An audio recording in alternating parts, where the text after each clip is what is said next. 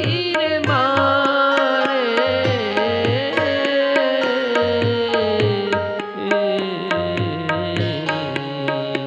आजे प्रभु गुण गाऊं, पार तू अमने तारे, पार तू अमने तारे, हमें केवा भाग्यशाली भगवान नी भूमि ने आ भवमा अमे निहारी, हमें केवा भाग्यशाली। इस पूरे अध्ययन का सार बता दिया कि हम कितने भाग्यशाली हैं। सबसे पहले हम अगर हमारे अगल बगल देखें, इंसानों के अंदर देखें कि भाई हमारे पास सबसे पहला हमारा शरीर ओके है। कोई ऐसा नहीं कि ये कमी है शरीर में, वो कमी है, हाथ पैर सब कुछ, दिमाग हाथ पैर शरीर सब कुछ जन्म से व्यवस्थित है। पहली बात, पहला भाग्य ये सब भाग्य है, इसके ऊपर नाचना नहीं है। भगवान अभी चेतावनी देंगे, इसके ऊपर नाच मत। ये तूने कुछ अच्छा काम किया है इसलिए ये मानव जीवन मिला है, और मानव जीवन मिलके भी ऐसे कितने भी मेंटली रिटार्डेड, फिजिकली हैंडीकैप लाखों करोड़ों की संख्या में, उसमें से तू नहीं है। So that is your first luck factor, भाग्यशाली। हमें केवा भाग्यशाली, यानी तू कितना भाग्यशाली है कि तेरे सब कुछ ठिकाने पे है, फिर भी कितना टेंशन ले रहा है, हाँ? फिर भी रो रहा है कि मेरे से उसको ज्यादा है, वो उसको वो आगे बढ़ गया, वो मैं पीछे रह गया, ये ऐसा हो गया वैसा हो गया। क्या कर रहा है बेवकूफ? हाथ पैर चल रहे, दिमाग चल रहा है, सब कुछ चल रहा है, ठीक ठाक है। अच्छा, ये शरीर ठीक ठाक है। दूसरा, घर बार ठीक ठाक है, रोटी कपड़ा मकान, चलो एरम गेरम बहुत जाहो जलाली नहीं। अरे भाई तेरा खाना पीना जीना तो ओके है ना, है? रास्ते पे भीख तो नहीं मांगनी पड़ती है ना, फिर वो भाग्य नहीं है क्या? इस भाग्य को याद रख। पहला मनुष्य जीवन मिला, उसके बाद सब कुछ ठीक ठाक मिला बॉडी में। तीसरा, रोटी कपड़ा मकान का, ठीक है थोड़ा प्लस माइनस होते रहता है, लेकिन तो है तो सही। भीख तो रास्ते पे बैठ कर भीख तो नहीं मांग रहा है। समझ में आया? इसकी वैल्यू कर। जिस दिन इसकी वैल्यू करेगा, पहले सेकंड चैप्टर में क्या बोला, ये सारी तकलीफें आने वाली है उसकी तैयारी कर ले, ताकि वो तकलीफ ना लगे। तैयार होगा तो तकलीफ नहीं लगेगी। आप सब अभी ठंड में सब तैयार करके आए तो नहीं लग रही है? लग रही है क्या? नहीं लग रही है। बस उसी प्रकार हमारे जीवन की जो तकलीफ आने वाली है, वो भगवान ने बता दी, 22 तकलीफ मेजर। उसके लिए तैयार हो जाओ तो तकलीफ नहीं लगेगी। इसी प्रकार अभी मानव जीवन मिला है, शरीर ठीक ठाक मिला है, सब कुछ ठीक ठाक है, घर बार ठीक ठाक है, रोटी कपड़ा मकान ठीक ठाक है, फिर भी रोता है। मेरा ये हो गया, मेरा वो हो गया, ऐसा वो हो गया, वो फटा टिकना पूछना लेकर बैठ जाता है रोने के लिए। बहाना चाहिए रोने का। जो ऐसा करता है वो अपना जीवन ऐसे ही गवा देता है रोने में। दाल रोटी भी मिल जाए हो ना, खुशी से जीवन जी सकता है आदमी, ऐसा भगवान बताते हैं। शरीर ठीक है ना, अरे कई हजारों लाखों को शरीर ठीक नहीं मिला, वो क्या करते हैं, कैसे करते हैं? दूसरा, छत मिली है, सबसे बड़ी बात, छत के नीचे रहने के लिए मिला है। कपड़ा खाना तो प्लस माइनस हो सकता है, छत मिली सबसे बड़ी बात है। दूसरा पॉजिटिव। तीसरा पॉजिटिव, आपको भगवान के प्रति आस्था मिली है, बहुत बड़ी बात है।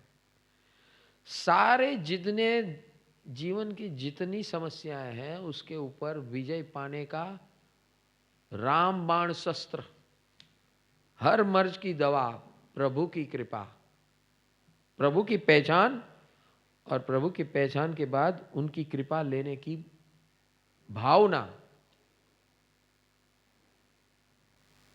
पहला क्या बोला? मानव जीवन मिला, फिर बोला शरीर ठीक ठाक मिला, फिर रोटी कपड़ा मकान ठीक ठाक मिला, फिर उसके बाद भगवान मिले, भगवान के वचन सुनने का अवसर मिला। यहां जितने बैठे हैं इतना तो है का नहीं है कि नहीं आपके पास? अब नहीं जागोगे, अब सो जाओगे तो भगवान भी आपको नहीं बचा सकते। तो जब जो भी अब भगवान बता रहे हैं उसको वैल्यू करना सीखो। हम उदासीन भाव में रहते हमेशा 24 घंटों। हम बहाना ढूंढते रहते कैसे रोना है, कैसे रोना है, और बस इस रोने धोने में सारा जीवन निकाल देते हैं। पेसिमिस्टिक वे ऑफ लिविंग, यानी जो नहीं है उस पर रोना। एक बात समझ लेना, आदमी जितने भी रो रहे हैं इस दुनिया में आज की तारीख में, वो 2% उसके पास नहीं है, उस पर 200% रो रहे हैं। उसके पास 2% कम है, लेकिन 200% रो रहे हैं। जिस दिन ये समझ में आ गया कि मेरे पास 98% है, उसको मैं कैसे कैश करूं, उसके बल पे मैं कैसे जीतूं, वो जो ऐसा सोचेगा वो आगे बढ़ेगा। और 2% जिसके पास नहीं है, उसके लिए बार बार मंदिर में जाके भगवान के पास भीख मांगेगा, ये तीर्थ करेगा, वो करेगा, ऐसा करेगा, रोता रहेगा, कुछ नहीं होने वाला है। क्लियर कट रास्ता बता दिया, भैया तेरे जैसा नसीबदार कोई नहीं है इस दुनिया में, तेरे जैसा नसीबदार कोई नहीं है। तो ये 4 चीजें भगवान ने बताई। पहला मानव जीवन मिलना, वो मानव जीवन मिलने के बाद शरीर जो है व्यवस्थित मिलना, शरीर व्यवस्थित मिलने के बाद भगवान मिलना, अरे रोटी कपड़ा मकान मिलना, रोटी कपड़ा मकान मिलने के बाद भगवान का रूबरू होना, आपको उसके ऊपर भरोसा, आस्था, श्रद्धा बैठनी, ये भी बहुत बड़ी बात है। आज हजारों लाखों लोग के पास ये नहीं है, बाकी सब है, ये नहीं है, और उसी में मरते हैं। क्योंकि उसका जीवन कृपा, जिसके जीवन में कृपा नहीं होती ना, वो पशु के जैसे जी के खत्म हो जाता है वहीं पे। अंग्रेजी में कहावत है, eat sheet mate and defend. Eat sheet mate and defend, यानी खाना,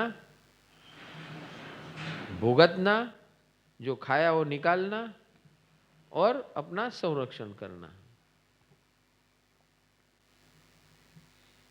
तो ये जो करता है, इस प्रकार जो करता है, और रोना धोना चालू है, उसको भगवान भी बचा नहीं सकते। भगवान की कृपा, भगवान की वाणी, और उसके अंदर आस्था, श्रद्धा, और उस प्रकार जीवन जीना।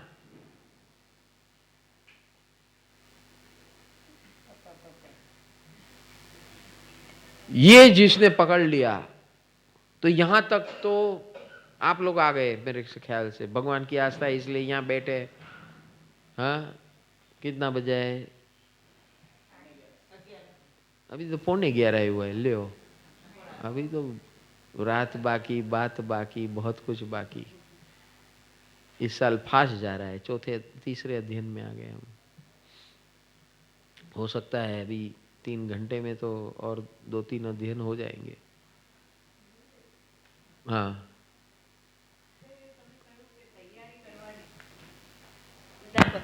બધા પરિસર આવશે આપણા જીવનમાં, એ બધા તમે બતાવ્યા કે આ પણ આવશે, ભગવાને બતાડ્યું, અને એના માટે તૈયાર રહેવાનું, બરાબર. પણ मेंटल प्रिपरेशन, મેન્ટલ પ્રિપરેશન તૈયાર means mental and વેરેવર required physical. Okay. હવે તમે પછી એમ પણ કહ્યું કે આપણે કેવી ઠંડી માટે આપણે ગરમ કપડાં લઈ લીધા અને આપણે આપણી તૈયારી કરી, તો એવી રીતે આપણે બીજી તૈયારી કરી શકીએ ને. આ બધા આવવાના છે, એના માટે મેન્ટલી પ્રિપેર રહીએ પ્લસ બીજું શું કરવું જોઈએ? બસ એ તૈયારી કરવાની. Mental preparation is the main thing. આપણે મેજર ઇશ્યુ શું છે કે કંઈ પણ આપણી સાથે થાય ને સીધા ઉદાસ, Devdas. That is the biggest problem. Okay. Udas and Devdas. This is the biggest problem we are facing. એટલે mentally we get down so much, हम इतने गिर जाते हैं मानसिक स्वरूप से, अपने को ही हम बचा नहीं पाते हैं, खुद को हम खुद को बचा नहीं पा रहे हैं. अगर हम मन मक्कम रखते हैं कि भैया आएगा कोई बात नहीं, भगवान हमारे साथ है, बस वही. आपके पास वो श्रद्धा है, वो श्रद्धा वो लास्ट में बोला था ना, हाँ, गुरु श्रद्धा मंगलम, हाँ, वैराग्य मंगलम. क्या है ये श्रद्धा? बहुत बड़ी चीज है. आपको ही देखो ना, हाँ, 2 बेटियों की शादी हो गई, कहां से कहां पहुंच गए. श्रद्धा से, प्रभु कृपा और श्रद्धा. हाँ, ये बहुत बड़ी चीज है भैया. और इसीलिए भगवान बोल रहे कि इसको छोड़ना मत.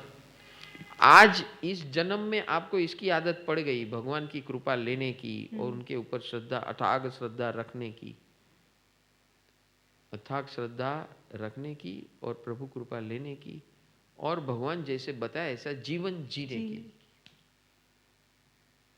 हो गया कल्याण.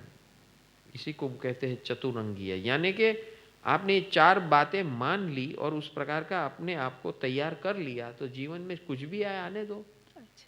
भगवान मेरे साथ है, प्रभु मेरे साथ है, सदगुरु मेरे साथ है, भगवान का मार्ग मेरे साथ है.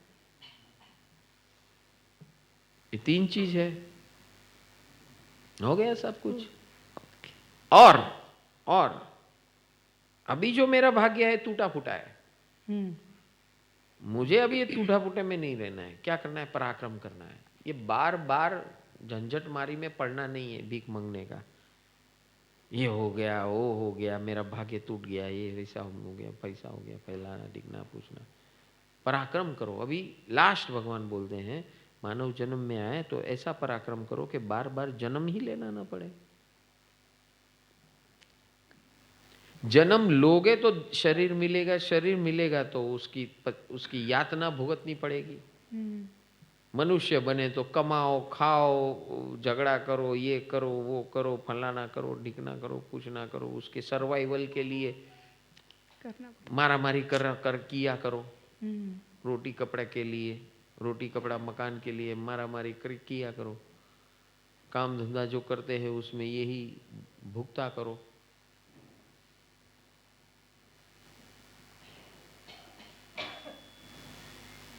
तो ये वापस ऐसा न हो, इसलिए अभी लास्ट पॉइंट भगवान, चौथा पॉइंट भगवान बताते हैं कि भाई decide to overcome this forever. उसे लिए उसको पराक्रम कहते हैं.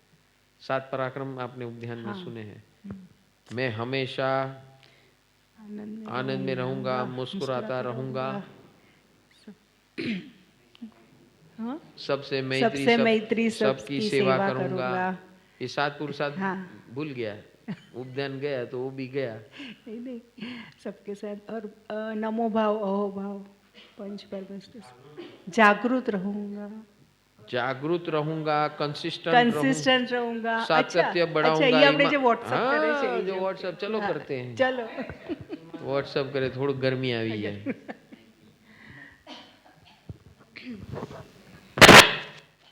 आज का दिन अद्भुत है, आज की रात भी अद्भुत है. कुछ भी हो जाए मैं हमेशा आनंद में रहूंगा, मुस्कुराते रहूंगा. हर व्यक्ति, हर वस्तु, हर परिस्थिति, सबके साथ आनंद में रहूंगा, मुस्कुराता रहूंगा. सबके साथ मैत्री में रहूंगा, सबकी सेवा करूंगा, सबको उपयोगी बनूंगा, इंस्टेंट कांस्टेंट करेक्शन करूंगा. मेरे अंदर जो भी गलतियां हैं उसको मैं करेक्ट करूंगा और करता रहूंगा. प्रभु की कृपा से करूंगा. ज्ञान की कृपा से करूंगा, सातत्य बढ़ाऊंगा, तीव्रता बढ़ाऊंगा, जागृति बढ़ाऊंगा, ईमानदार रहूंगा। नमो जीणानंद। ये पुरुषार्थ, इसी को पराक्रम बोलते हैं। हम ये सब चीजें हर घंटे झंडा कर गाल लेगा, या ताकि पता चले, याद रहे कि बस मैं जी किसके लिए हूं, ये काम करने के लिए। मेरा जीवन जीने का काम ये है, रोटी कपड़ा मकान नहीं है। वो अपने आप आएगा अगर ये हम करते हैं और प्रभु कृपा में रहते हैं, तो हमारे जो भी अंतराय है, जो भी ऑब्स्टेकल्स है, वो खटाखट निकल जाते हैं। उसके लिए स्ट्रगल नहीं करना पड़ता है। स्ट्रगल तभी करना पड़ता है जब ये फॉर्मूला को हम अपनाते नहीं है।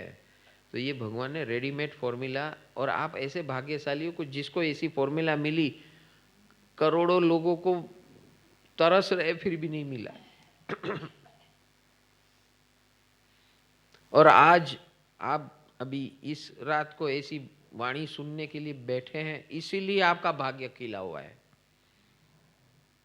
तो माँ जी चाहते हुए भी नहीं सुन सकती, अभी आई है रात को 11 बजे, सब कुछ काम पूरा करके, पूजा पूरा सब कुछ निपटा कर अभी आए। चाहते हुए भी नहीं होता है भैया। भाग्य भी एक ऐसा होता है कि वो अपने को मौका देता है। घर के सारे सदस्य आए थे केदारनाथ, वो घर में ही थे, जिम्मेदारी सबको संभालने का, सब कुछ है, तुम जाओ मैं संभालती हूँ। समझ में आ रहा है? ये भाग्य है कि आप सब यहाँ आ पा रहे हैं, ऐसी वाणी सुनने मिल रही है, आगे क्या करना है उसका रास्ता मिल रहा है, कैसे करना है, कैसे विजय पाना है, जीवन में कैसे जीतना है, छोटी बड़ी मुश्किलात के ऊपर कैसे रास्ता निकालना है, ये सब कुछ आपको समझ में आ रहा है। ये क्या हो रहा है? सुबह से लगे हुए 4 बजे से, हाँ, कितने घंटे हो गए?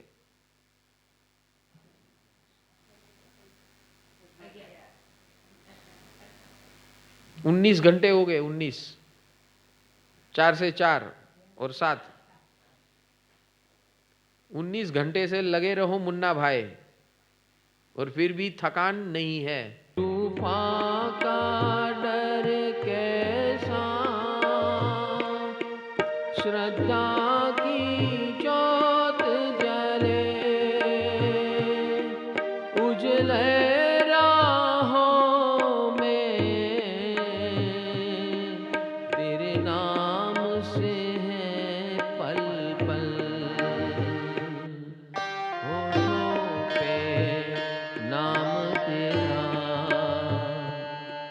जपता ही रहूं हर पल, होठों पे नाम तेरा, जपता ही रहूं हर पल।